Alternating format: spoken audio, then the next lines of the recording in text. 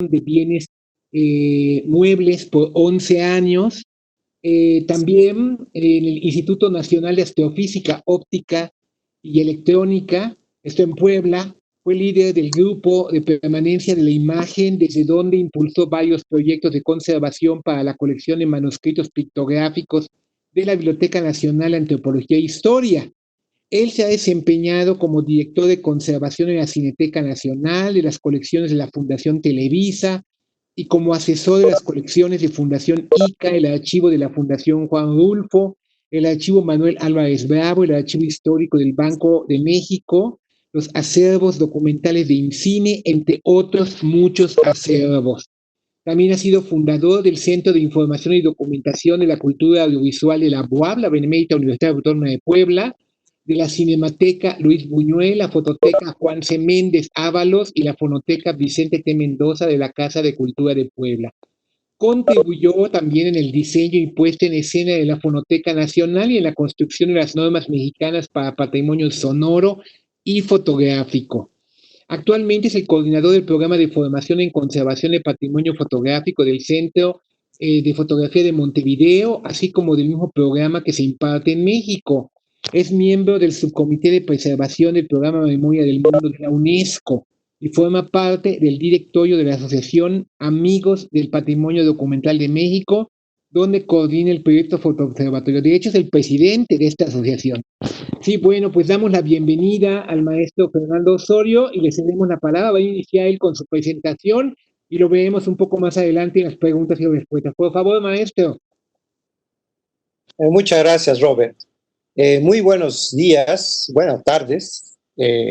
Y además de agradecerle a la Biblioteca del Honorable Congreso de la Unión su invitación y a todo el equipo que coordina este seminario, quisiera manifestar que estoy aquí compartiendo mi punto de vista sobre las tareas y las buenas prácticas que desde una dirección o un mando de coordinación y de mandato pienso que pueden ser las que prevalezcan en una situación como la que atravesamos de emergencia sanitaria, y que el regreso de una cuarentena tiene que influir y tiene un impacto en las tareas que hay que reactivar. Debemos tomar en cuenta que entre 2 y 3 meses los centros de cultura, los archivos, las bibliotecas, los museos, los centros culturales, pues han estado inactivos y hay que retomar estas actividades. ¿Cómo hacerlo? Bueno, pues mi punto de vista como especialista, como director de un archivo, yo haría lo siguiente. Y antes les voy a presentar unos considerandos y después pasaríamos a las recomendaciones. Bien, debemos considerar que son las personas, los sujetos que hospedan y transmiten el virus. Por lo tanto, son los vectores potenciales de contagio. Eso ya lo sabemos desde hace ya más de 5 meses o 6 meses. Y por otro lado, que los archivos y bibliotecas son los lugares de reunión y concentración, yo diría, relativo, de dos grupos sociales, los usuarios y los empleados, los funcionarios de las bibliotecas, los museos y los archivos. Que se escalona, perdón, aquí tengo un problema de continuidad, pero voy a regresar un poco. Son los archivos en donde nosotros vamos a encontrarnos con dos grupos, los usuarios y los empleados. Y esos empleados son los primeros que van a llegar a al recinto, antes de que lleguen los usuarios. Así que necesitamos crear una estrategia que nos permita hacer que ese arribo, tanto de los empleados como de los usuarios, pueda estar de la mejor manera posible controlado, es decir, que evite en la medida de lo posible la contaminación o el contagio de el virus que nos afecta en este momento. Bien, déjenme ver si puedo retomar la continuidad de esta presentación. Bien, considerando eso y considerando que estos dos grupos están totalmente diferenciados o que cada institución diferencia, identifica muy bien a cada uno de sus grupos a los que se aboca en su gestión, es decir, en su administración de recursos humanos, así como a su público usuario. Entonces, el primer grupo, que serían nuestros empleados, serían los empleados que vendrían a incorporarse paulatinamente, y yo propongo que esa incorporación sea dividida en turnos, que no toda nuestra planta de personal llegue a las 8 horas de trabajo, sino que la mitad de los empleados, de nuestros colegas, aborden sus tareas en 2 turnos, la mitad en la mañana y la otra mitad en la tarde. De esa manera extenderíamos, distribuiríamos al personal a lo largo de la jornada y tendríamos una interacción baja o bajaríamos la interacción de las personas. Bien, necesitamos contar con un intervalo entre cada turno de 30 minutos. ¿Para qué? Para que en esos 30 minutos se pueda desplazar el primer equipo y pueda regresar o pueda ingresar, perdón, ingresar el segundo grupo. En esos 30 minutos, yo como director de un archivo pondría énfasis en la limpieza a media jornada de trabajo. Hacer una limpieza esmerada, una desinfección esmerada, con o sin usuarios. Aquí estamos enfocándonos en esta primera parte a nuestros colegas. Bueno, también tenemos que tener en cuenta que hay en nuestros centros de trabajo hay una concentración relativa de personal y de usuario. Y nuestro personal tiene interacciones con una serie de actores externos, como son proveedores, como son los gestores que están alrededor en una órbita muy próxima de administración de recursos humanos, que también inciden. No hay que olvidar que ellos también entran o salen de nuestros recintos donde resguardamos la memoria. Bueno, necesitamos dedicar tiempo efectivo a las tareas presenciales.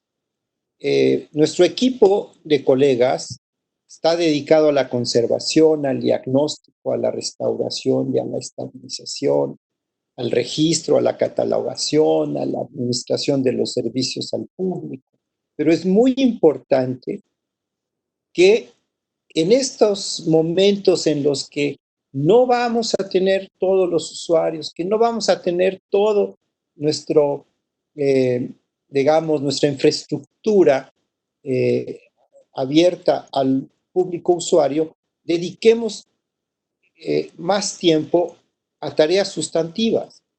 presenciales, donde requieren que uno de nuestros colegas esté presente en el recinto, como son las tareas de conservación, de diagnóstico, de restauración, de estabilización, pero también sabemos por nuestra experiencia que siempre tenemos un rezago o no estamos perfectamente al día en el registro, en los inventarios, en la catalogación y en la preservación digital. Y esto es muy importante, la preservación digital va a tener una demanda en el futuro, en los próximos 2 o 3 años, pues, si nos van a seguir solicitando la transferencia de materiales a formatos y plataformas digitales. Otras de nuestras tareas que podemos hacer en estas jornadas de medio día, de 4 horas, es arreglar y acomodar ítems en contenedores y estanterías. Y sobre todo, aislar y poner en cuarentena esos ítems que nosotros en el momento en que abramos los servicios al público y el préstamo de nuestros acervos, vamos a necesitar abrir ese compás de espera, hacer tiempo para contener en bolsas y en cajas los materiales que van a ser usados por el público una vez que abramos estos servicios. Lo anterior significa que por lo menos necesitamos tener en cuenta que nuestras actividades y funciones sustantivas van a tener que transitar en los próximos 3 meses con mucha cautela, con mucha estrategia. Es lo que yo haría. Yo colocaría un implante de mis colegas, de mi personal, a estudiar y darle seguimiento a la pandemia, a la curva y a las instrucciones de las autoridades sanitarias y médicas. Porque en los próximos 3 meses debemos estar preparados para enfrentar y reaccionar ante un posible rebote o reanimación, ojalá no, de este virus. Entonces, necesitamos estar muy pendientes de recomendaciones y protocolos de la seguridad sanitaria. Esa sería una de las primeras buenas prácticas que como directivo yo colocaría en el marco de esta plática. Desinfección del área de trabajo durante la jornada laboral, la que sea, la de 4 horas, la de 8, y al salir y al entrar del inmueble. Es decir, todo mundo que entre al inmueble tiene que entrar a un inmueble que tiene la seguridad de que está desinfectado, que tiene una buena limpieza. Yo llamaría la limpieza esmerada. Y también, al salir ese personal, al salir esos usuarios, tendría yo que estar seguro de que hay un área desinfectada, un área lo más limpia posible. Tanto al personal de nuestra institución como a los usuarios, hay que invitarlos necesariamente a lavarse la cara y las manos frecuentemente y a portar y hacer buen uso de un tapabocas. Creo que también es importante que nuestros colegas puedan tener calzado que no salga de la institución. O sea, que yo llevo un calzado en mi maleta, en una bolsa, lo más simple posible, un zapato, un calzado que no está contaminado, un calzado que he lavado en mi casa, que he limpiado y que he higienizado en mi casa.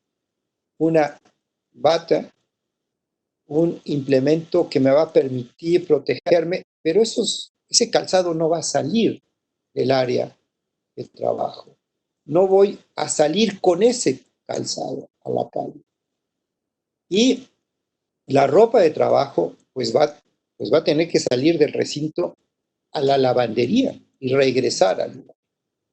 Y voy a tener que tener un inventario activo de guantes de nitrilo y de tapabocas, tanto para los empleados como para los usuarios. Mantener contenedores de basura cerrados y limpios. Es decir, ya sabemos que usamos siempre en un bote de basura una bolsa. Bueno, hay que mantenerla, esa bolsa, no hay que esperar a que se llene, hay que recolectar la basura diariamente con bolsas plásticas o desechables a lo que llegue a ocuparse en un turno. Hay que recordar que el virus tiene mayor permanencia en plásticos que en papel. Y hay que hacer esa remoción, retirar todas las zonas de trabajo, talleres, cubículos, la basura que se genere y tratar de generar la menos basura posible, que sería una recomendación también viable y muy positiva, ¿no? Todo tipo de basura hay que removerla del inmueble lo antes posible. Bueno, mantener el inmueble en condiciones extremas de higiene, así como las zonas ajardinadas si las hubiese. Yo sería de la opinión que si en alguna oficina, en una planta, alguna recepción, pues retirarla, ¿sí? Sabemos que en nuestros depositorios no podemos tener ninguna planta, pero yo haría una recomendación de evitar, retirar, colocar, guardar en una caja por lo pronto 6 meses todo tipo de decoración orgánica o inorgánica que hubiese en las oficinas. Bien, el uso de mascarilla como una buena práctica debe ser obligatorio, debe tener un mandato para su uso en los momentos de interacción con colegas y con usuarios. Bien, al igual el uso de guantes, batas, gogles para el trabajo diario. Las reuniones. Necesitamos reunirnos para las juntas semanales, para las juntas del equipo. Bueno, yo recomendaría no más de 6 personas. Y si necesitamos dirigirnos al resto del personal o a los 12 jefes de departamento o junto con los administradores y los asesores, yo lo haría vía intranet por los próximos 3 meses, hasta que no sepamos cuál es el comportamiento de la curva en esta emergencia. Bueno, ahora pasaría yo a los servicios al público. Vamos a pensar que decidimos después de 3 semanas de abrir las instalaciones o de haber abierto las instalaciones, que abrimos el servicio a nuestros públicos y a nuestros usuarios. Bueno, yo pienso que una buena práctica es tratar de invitar a nuestros usuarios a hacer uso de la consulta remota en la medida de lo posible, ¿sí? Y privilegiar la digitalización por demanda para fomentar esta consulta en línea. Esto requiere de un diseño y de una política, por lo menos de unas indicaciones, de unas instrucciones. Para aquellos ejemplares que ingresen o que se hayan prestado, o que se presten in situ, o que se presten a domicilio, yo llamaría extramuros, extramuros del repositorio de la institución.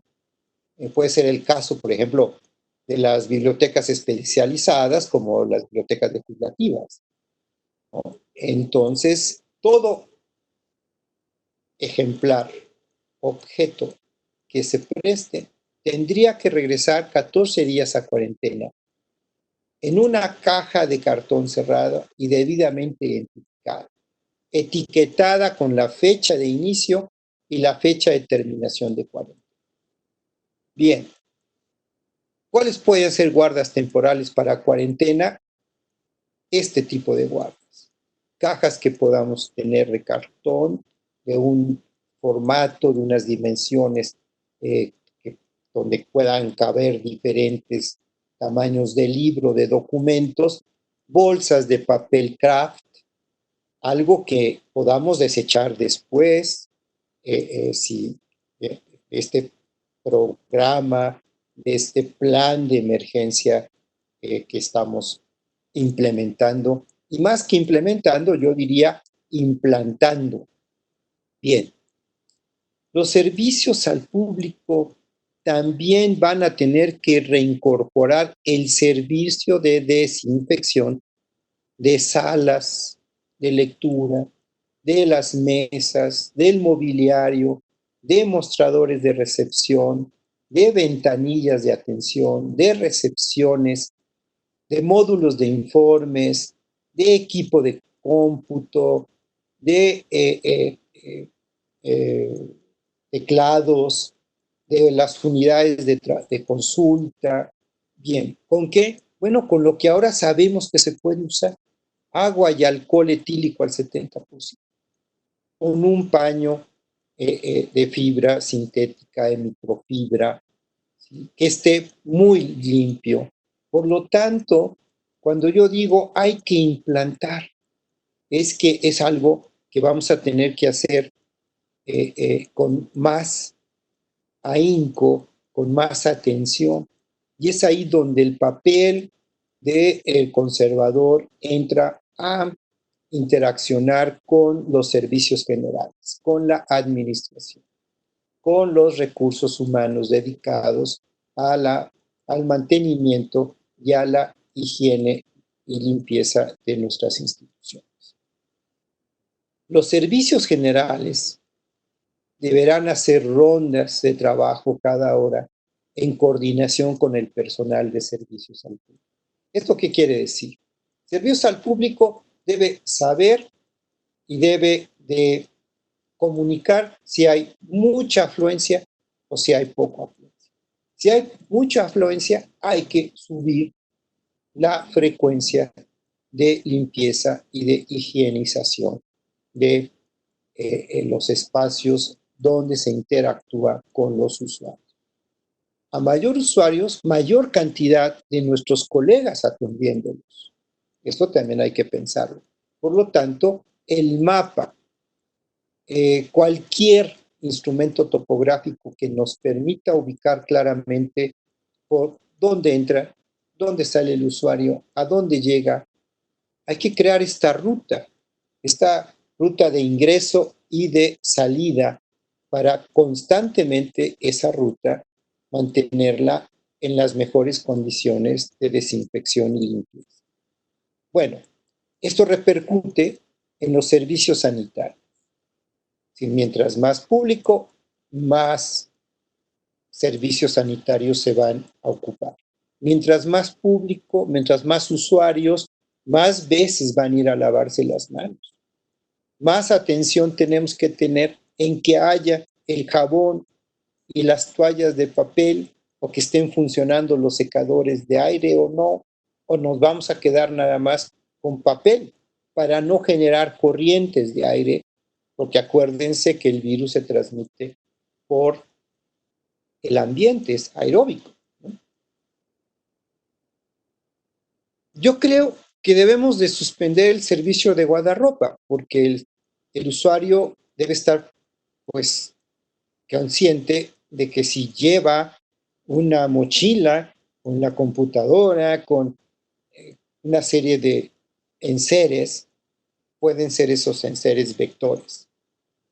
Así que yo suspendería el servicio de guardarropa y promovería una campaña de información donde cada usuario llegue con un cuaderno de notas y un lápiz y advertirle que no traiga consigo enseres que no vayan a ser utilizados, ¿sí? O que no pueden utilizarse en este momento. Es un momento extraordinario. Bien, el uso de salas de lectura, creo que debemos de meditar en ello. Debe ser un máximo de 4 horas diarias seguidas. Debe haber un calendario, una agenda, y cada usuario deberá trabajar a una distancia de uno de otro de por lo menos 3 metros, si se puede. Si no, tendríamos que mantenerlo a metro y medio, si son salas muy pequeñas.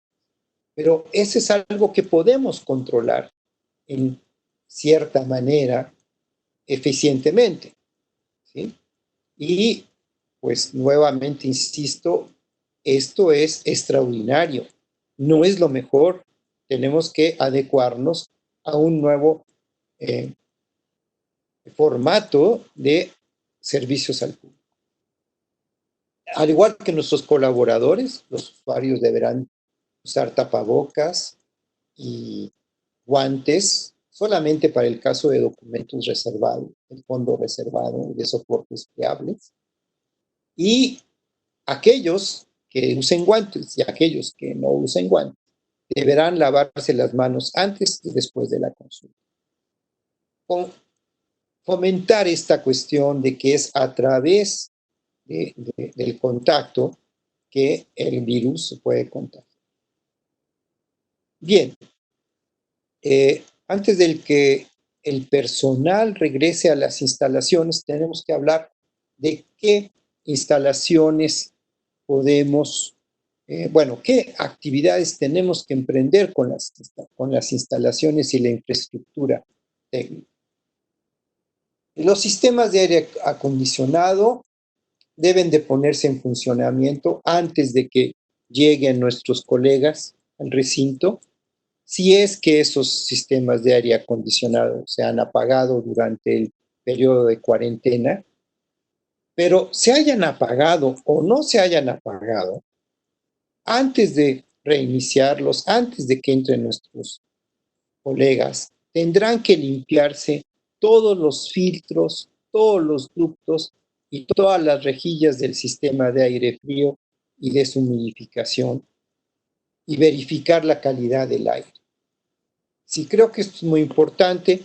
Creo que los servicios de ingeniería en mantenimiento de aire acondicionado y diseño, pues es el momento de que se piense en pedirles a estos proveedores los presupuestos, los costos para instalar sistemas de aire limpio de 98% EPA. Es algo que hemos venido diciendo los conservadores desde hace más de 20 años. El ambiente para la conservación de nuestros acervos es en un ambiente frío, seco y con calidad del aire. Y esta calidad del aire no se puede lograr si no se colocan filtros EPA de 98%. Esos filtros pues, son semejantes a los que se usan, no son los mismos, a los que se usan en las salas de terapia intensiva, en las empacadoras de medicamentos, en las plantas de fabricación de alimentos. Bueno, necesitamos ahora más que nunca tener estos filtros en nuestros repositorios y en nuestros museos, en nuestros archivos, en nuestras salas de cine, en nuestras casas. Bueno, en nuestras casas, ojalá pudiéramos tenerlo, pero tenemos otras soluciones para las casas. No es un sistema de ductería, pero sí es un sistema que podemos utilizar en una habitación donde hacemos pasar el aire de la habitación a través de este filtro. Estos limpiadores con filtros de carbón activado, es a lo que nos estamos refiriendo.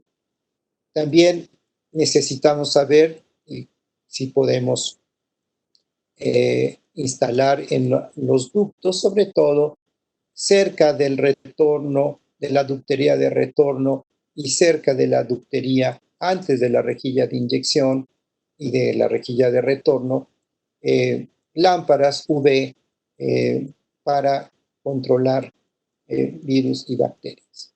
Es decir, es una posibilidad.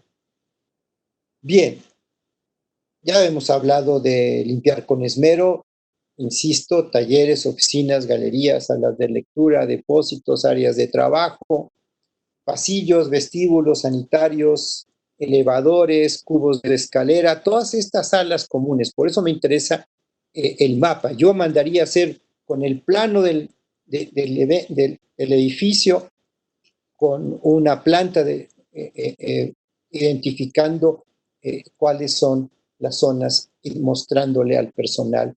Esto es a dónde tenemos que supervisar, a dónde tenemos que tener muchísimo más cuidado de desinfección y de limpieza.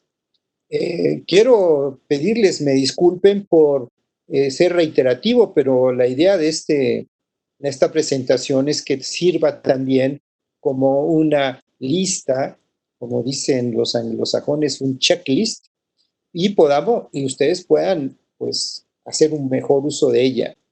Bien, no podemos hacer fumigación o aplicación con aerosoles o biocidas por nebulizadores, porque eso impulsa en la corriente de aire el movimiento, la movilidad del virus, en el caso de que alguien lo tenga o pase por ahí, ¿sí? No usar spray desinfectante, estas cosas de que vamos a impulsar, sacar de una lata aire para, bueno, pues es una nubecilla, ¿no? Que va a tener un impulso y lo que no queremos es que esa nube entre de manera crítica a la zona de sana distancia, ¿no?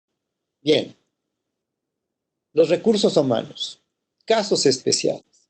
Yo considero que nuestros colegas, quienes trabajamos en los archivos, son un capital, es un capital muy valioso, conocen las colecciones. Y me interesa mucho que los directivos reflexionen sobre si se reincorporan o cuándo se reincorporan y cuándo no.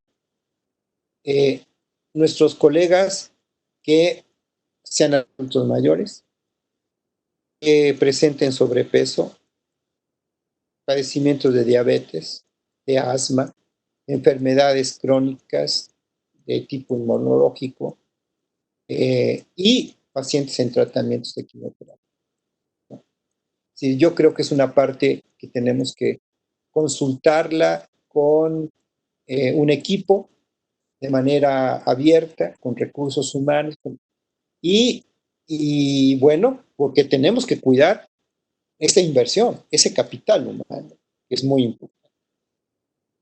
Bueno, el protocolo que se adopte para el regreso es un protocolo que debe estar inserto y debe emanar del plan de gestión de riesgos. Si alguna institución no tiene un plan de gestión de riesgos, pues habría que rápidamente instalar el comité de gestión de riesgos para que empiece a atender y empiece a implantar este protocolo. Un plan de gestión de riesgos es un documento reconocido, firmado, apoyado por los directivos de la institución. Y este protocolo, lo mismo. Bien, yo recomendaría para terminar que ustedes tengan el tiempo, se den el tiempo de leer un documento que generó la Facultad de Ciencias de la Información y de la Comunicación de la Universidad Nacional de la República en Montevideo, en Uruguay. eh, en mayo de 2020. Creo que eso es muy importante porque en esta página que ustedes pueden entrar a la Facultad de Información y la Comunicación, edu.uy, www.fic.edu.uy, van a encontrar este documento que se me hace muy interesante por varias razones, pero voy a mencionar algunas. Una, está hecho por quienes forman a los bibliotecarios y a los archivistas. Está hecho para una escuela con una gran afluencia. Una escuela que no solamente tiene salones de clases, sino tiene laboratorios, tiene talleres, tiene estudios de producción audiovisual y de comunicaciones, y además tiene la biblioteca. Entonces me pareció muy completo y sobre todo muy conciso, muy preciso, ¿sí? Ustedes van a encontrar, cuando entren al documento, van a encontrar esta carátula, ¿sí? Y además es muy importante que ustedes vayan a la, a la referencia, a donde está el listado de todas las referencias que se han venido generando desde mayo hasta la fecha en diferentes ambientes, en diferentes plataformas, como son el Instituto, perdón, el Consejo Internacional de Archivos, la IFLA, la Organización Internacional de Bibliotecas y Archivos, la UNESCO, Memoria del Mundo, en fin, la Biblioteca Nacional de París. Bueno, hay infinidad de recursos que nos van a permitir apuntalar mejor toda resolución. Pero no hay que leer mucho, hay que leer bien y hay que ser muy selectivo para ser sumamente incisivo, que es lo que nosotros necesitamos ahora. Bueno, con esto doy por cerrada mi presentación y pues estoy dispuesto con mucho gusto a contestar las preguntas que ustedes quieran. Muchas gracias de antemano a todos que han atendido y han estado aquí presentes en mi plática y bueno, pues doy la palabra entonces a Robert. Sí, muchísimas gracias, maestro Osorio. Ha sido muy interesante, la verdad. Yo creo que ha desatado muchísimas inquietudes. Tenemos aquí varias preguntas. Hay una que está haciendo Paco Muciño, la primera que nos pasó, pero que yo creo que tiene que ver precisamente con aspectos que ha mencionado sobre cómo tendría que sanitizarse la biblioteca. O sea, creo que yo voy a concretar un poco la pregunta que hace Paco Muciño en por dónde debemos empezar, qué es lo más urgente que tendríamos que atender para reactivar. Ya nos quedó claro que necesitamos un tiempo para planear y para preparar los espacios, para asearlos, sanitizarlos, etcétera. Pero ¿qué es lo más urgente? ¿Por dónde empezar? ¿Por dónde empezar? Bueno, yo empezaría. Eh, eh, eh, Hay una cuestión, Rob, antes de tengo que. ¿Estás viendo mi pantalla o no? ¿O me estás viendo? Estamos viendo todavía la aplicación. Dice aquí viendo la aplicación. Ya la cerraste. Hasta arriba se cierra. Hasta arriba. Y debe salir una cosita roja que diga que ya se va a compartir. Allá está. Ya, Ya está. oh, Ya. Bueno, entonces, yo empezaría por hacer el mapa, esta topografía, con mi planta de mi edificio. ¿Para qué? Con el primer objeto, hacer limpieza profunda. ¿Sí? Limpieza profunda para saber que estoy limpiando una vez que esté limpio profundamente, llamo a mi proveedor de mantenimiento de aire acondicionado que me haga un diagnóstico, que me limpie los filtros, que me higienice y me sanitice todos los ductos, ¿sí? No porque los ductos esté el virus, ¿sí?, guardado, ahí se escondió, no. Es porque necesitamos tener la certeza de que hay limpieza, de que partimos de una zona blanca, ¿sí? Eso es lo que quisiéramos tener todos, una zona blanca, lo que se llama una zona de seguridad blanca. Entonces, una vez que hago limpieza con mi mapa, es decir, la escalera de servicio, la escalera de emergencia, las puertas de personal, la puerta de proveedores, en fin, puede haber instituciones que tengan una gran instalación, que tengan puertas para que entren camiones. Bueno, tengo que hacer una limpieza ya, pues, ¿sí? Y esa limpieza pues la hago con agua clorada, ¿sí? Con agua sanitaria, como se dice en la jerga, con, eh, como se hace una limpieza en un lugar público, ¿sí? Es decir, no voy a utilizar solamente pinol, voy a tratar de, eh, con conciencia y con certeza, de que el lugar tiene un nivel de sanidad positivo, ¿no?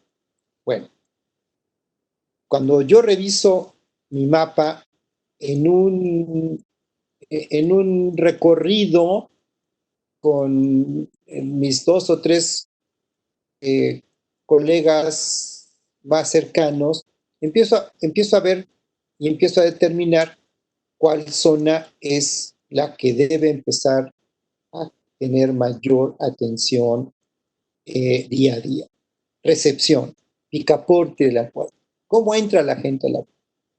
Es decir, la barra de pánico, o sea, tiene que operar para salir, para empujar la puerta.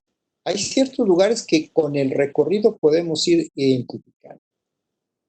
Estas cosas no las hacíamos, dábamos por sentado que todo el mundo conocía cómo limpiarlas. Bueno, ahora tenemos que identificar, conocer cómo limpiarlas y limpiarlas bien. Y limpiarlos con lo que correctamente se ha recomendado. Por ejemplo, el Instituto Mexicano del Seguro Social tiene una infografía que publicó hace unos días, donde nos da esas directrices para la casa, pero también es para el lugar de trabajo. No varía, ¿no? ¿Sí? Simplemente que en la casa hay menos circulación, en una institución pública o abierta al público, pues hay más circulación o va a haber más circulación. Yo haría eso y determinaría yo si tengo o no los implementos para hacerlo.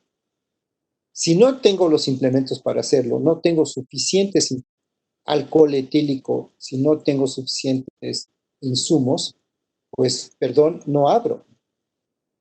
¿Sí? Porque no podemos ser negligentes ante esta situación. Estamos hablando de la vida y si no te mueres, pues vas a quedar bastante afectado. Nadie tiene por qué poner en riesgo su vida. Ok, Sí, sí, muchas gracias, Fernando. Perdón, hay un montón de participaciones, creo que ha despertado mucho interés este tema.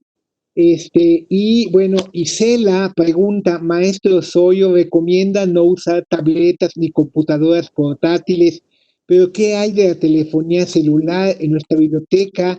Hay usuarios que utilizan el celular para guardar información. ¿Qué sugiere al respecto?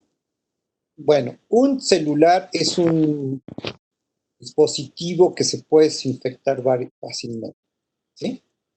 Entonces, si el usuario, si se va a decidir que van a entrar con sus celulares o con sus tablets, entonces hay que crear un área a donde esas cosas se desinfecten, además de que vengan desinfectadas, que es muy relativo, que podamos garantizar que el celular, si está desinfectado desde su casa, si lo usó y en el metro, pues no sabemos, ya se perdió ese sello de garantía, ¿no? Entonces, sí hay que proveer esta zona, a donde, señor, aquí está el Kleenex, aquí está el pañuelito desechable, desinfecte, por favor. Por lo menos que el señor entre con su tablet desinfectada, con su celular desinfectado a nuestra área, ¿sí? Que es lo que pues, vamos a poder controlar, ¿sí? Bueno, ahora, los teléfonos los aparatos de telefonía fija, pues también requieren de una desinfección. Tenemos que desinfectar todos los aparatos todos los días y hay que quitar la tapa del auricular y de las dos tapas y desinfectarlas, ¿sí? ¿Por qué? Pues porque no sabemos nosotros si estamos siendo vulnerables o resistentes, pero somos vectores. Si yo haría eso como director, ¿sí? Es decir, no tiene que recomendármelo la UNESCO o la IFLA, es una cuestión de sentido común. ¿Dónde están los focos o los posibles puntos de contaminación? Y neutralizarlos lo más que se pueda. Yo dejaría ahí. ¿Me Okay, muchas escuchas, Rubén? gracias. Sí, sí, sí, claro, claro. Acá ando, lo que pasa es que estamos navegando entre todas las preguntas que se hacen, porque como he dicho, son bastantes. Y bueno, una más que hace Victoria Palomares, ¿cómo sea la recepción de los documentos en las oficinas administrativas donde el flujo documental es extenuante? ¿Recomienda cambiar a utilizar correo electrónico? El archivo ha estado en cuarentena, pero ¿cómo cuidarlo para no contagiar? O sea, Bueno, para no contagiar, para no transmitir a través de los documentos, es la pregunta. bueno, esa es una de las cuestiones. Los archivos administrativos van a tener que tener otra, eh, eh, otro protocolo muchísimo más eh, rígido, porque o planteamos nosotros que el archivo de trámite que ingrese, por ejemplo, al archivo muerto, al archivo, bueno, un archivo de trámite de una dependencia vaya a la AGN, por ejemplo. Bueno, yo le aconsejaría, si yo fuera el director de la AGN, diría, todo archivo que me manden de trámite va a entrar en cuarentena 14 días. ¿Sí? Ahora, yo me imagino que lo que dice esta persona es si el hecho de manipular los documentos que vienen, que llegaron ayer o que llegaron hoy, bueno, es, a lo mejor yo lo que haría sería reposar esa correspondencia, ese legajo, esos documentos 24 horas. Porque en el papel parece ser que hay, en papel y cartón hay una duración entre 8 y 10 horas. Entonces, si yo lo recibo a las 10, mañana lo saco a las 10. Tendríamos que tener esa especie de cuarto de compensación en cuarentena, esa recepción. Es lo que yo haría, porque no sabemos, eso es lo que sabemos hasta ahorita, el comportamiento de este virus. Cuando sepamos más, pues podremos relajar o no la disposición, pero tiene que haber una disposición, que es un poco lo que dice Lourdes Blanco, esta bibliotecaria venezolana, cuando escribe su libro sobre mitigando el desastre. Hay que mitigar, a lo mejor no vamos a resolverlo, pero podemos mitigarlo. Ese es el concepto que yo quiero transmitir. Cómo a los directivos y a los conservadores de las instituciones, cómo mitigar esto. Lo que hagamos va a tener un efecto geométrico.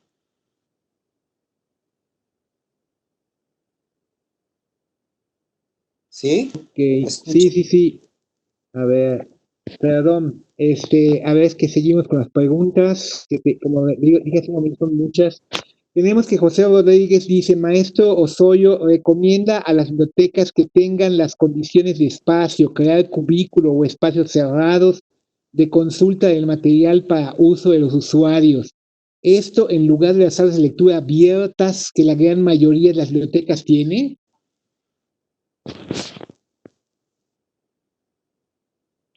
Bueno, a ver, ¿qué vamos a entender por una galería abierta?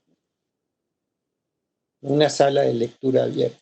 Es decir, yo parto de que el inmueble es un hábitat donde tiene tres funciones.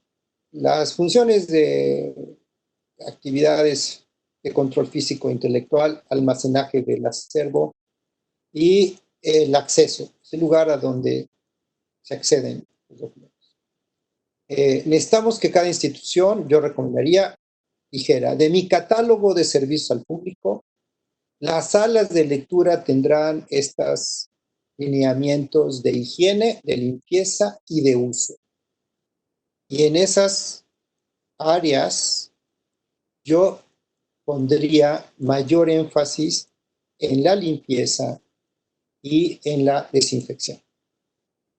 Es decir, otra cosa que he mencionado en la presentación es que necesitamos decirle al usuario, mire, como no podemos aceptar a todos los usuarios que caben, entonces necesitamos administrar el tiempo de cada uno. Es decir, no podemos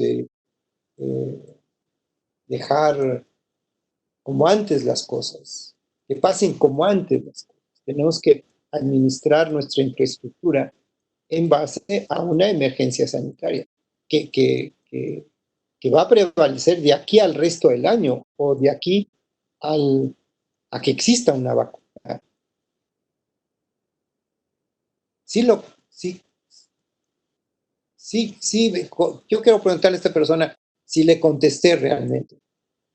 Si no, que lo relabore y contestamos. Bueno, sí, vamos a ver si nos escribe en el chat, porque no tenemos abierta el audio para este tipo de sesiones, pero en relación con esto mismo que acaba de mencionar, menciona... No te oigo, Robert.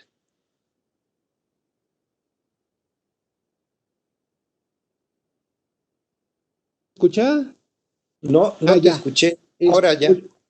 Sí, perdón. Al respecto de esto mismo, Corina Alanis pregunta qué hacer con el usuario, pues que es un usuario difícil, renuente a usar el cubrebocas, renuente a las medidas de higiene, renuente a la sana distancia.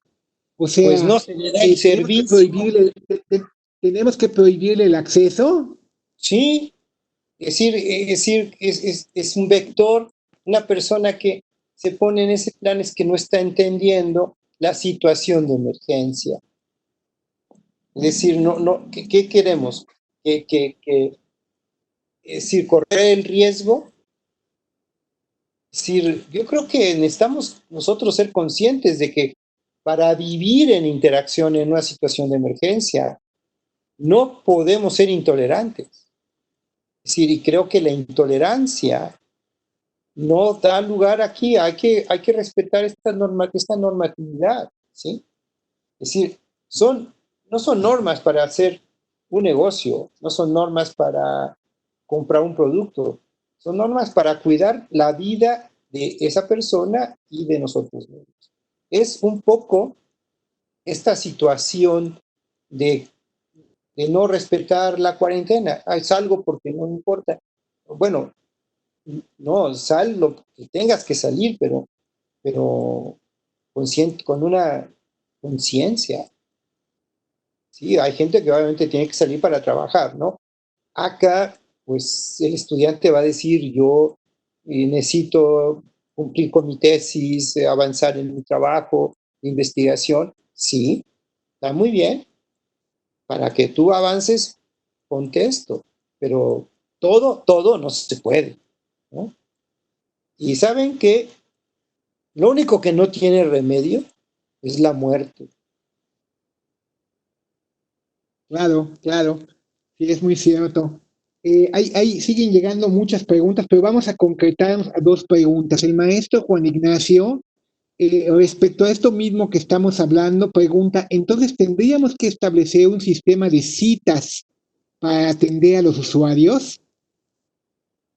Si la institución decide no abrir el servicio de consulta in situ, acudir a la biblioteca, al archivo, sí. Si decide, vamos a poner un escenario. Imagínense que un archivo a nivel municipal tiene 7 empleados en atención al público. Y 3 de ellos tienen más de 60 años, que puede suceder, ¿no? Es muy común, porque ustedes saben que las políticas de administración de recursos humanos en los sectores públicos, pues a veces mandan al archivo, al personal que está a punto de jubilarse. Es decir, que sobra en algún lugar y ese tipo de políticas ahora nos van a pasar la factura. Entonces, esas personas, ese archivo decide que esas 3 personas de las 5 pues, no van a poder incorporarse porque son población en riesgo. Entonces, tenemos más que 2 personas. En realidad, nuestro equipo se ha reducido a 2 personas. No pueden esas 2 personas atender a todos. Van a tener que agendar, van a tener que crear otra estrategia para atender a los más posibles. Por un tiempo, que puede ser 3 meses o 6 meses o un año. Pero en nuestras instituciones de memoria, custodian la memoria, ¿cuánto tiempo hemos esperado para contar con los recursos mínimos de trabajo y con el personal de trabajo? Entonces, no sobre reaccionemos, veamos con toda objetividad, con toda sensatez, que hay que mitigar, que hay que bajar el nivel de interacción hasta que no sepamos cómo se comporta la emergencia sanitaria. Ese sería mi punto de vista. Yo como directivo diría eso. Ok, ok. Agendo. La verdad, tenemos una barbaridad de preguntas, pero tenemos que terminar. Ya llegamos vamos a pasar al maestro Osorio, lo prometemos, las preguntas que han hecho todos los asistentes nos ha desbordado, la verdad, esto de la cantidad de preguntas que llegaron. Muchas de ellas son recurrentes de temas que se han tratado, que piden que se abunde más en lo que se ha mencionado, y particularmente hay una preocupación que se nota en las preguntas referente a las personas, al personal, a los usuarios, a los propios directivos. Si una cosa, ya glosando un poco lo que dijo el maestro Osorio, quiero retomar unos cuantos conceptos que él mencionó. En primer lugar, esto que él mencionó, de que el virus se transmite por un medio aeróbico. Las personas somos transmisoras de contagio, ¿sí? Nuestros materiales documentales finalmente están expuestos a que por un tiempo sean también transmisores de contagio. Todo esto, hay medidas que él nos ha platicado en su magna conferencia que nos dio hoy. Hay medidas que debemos tomar en consideración tanto con las personas que estamos trabajando en bibliotecas y archivos, con los usuarios, para el manejo de espacios, equipos, mobiliario, las propias colecciones, y todo esto bajo una política que tiene que establecerse, que lo redondeó, me parece, que magistralmente al final de su presentación, que es una política para mitigar el riesgo. Creo que en esa expresión concretó todo esto de lo que él nos ha hablado. Hay que buscar mitigar el riesgo, y es un compromiso de todos no solamente de las autoridades, porque todos participamos de esto y ponemos en riesgo nuestra vida. Como él dijo también al final, la muerte es un punto sin retorno, ¿no? Entonces, queremos agradecer a todos por su participación el día de hoy a esta interesantísima conferencia. Recordarles que mañana vamos a seguir a las 11 de la mañana en nuestro seminario virtual con el maestro Juan Ignacio Alvarado Castellanos, tratando el tema de la filosofía, de la ética y la estética o el retorno a sí mismo. Asimismo, les seguimos invitando a participar en las otras iniciativas del Espacio Cultural San Lázaro.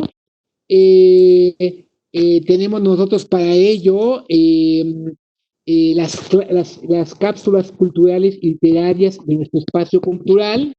Recuerden que tenemos el lunes, miércoles y viernes a las 12 horas en el Facebook de la Biblioteca Legislativa y el martes y jueves a las 17 horas en el Facebook de la Biblioteca General. Asimismo, a la iniciativa Tan Lejos y Tan Cerca, enviándonos un video de lecturas, sus lecturas favoritas, de no más de 5 minutos al correo círculo de lectura @diputados.go.mx para que sean compartidos estos videos en nuestras redes sociales. Pues muchas gracias.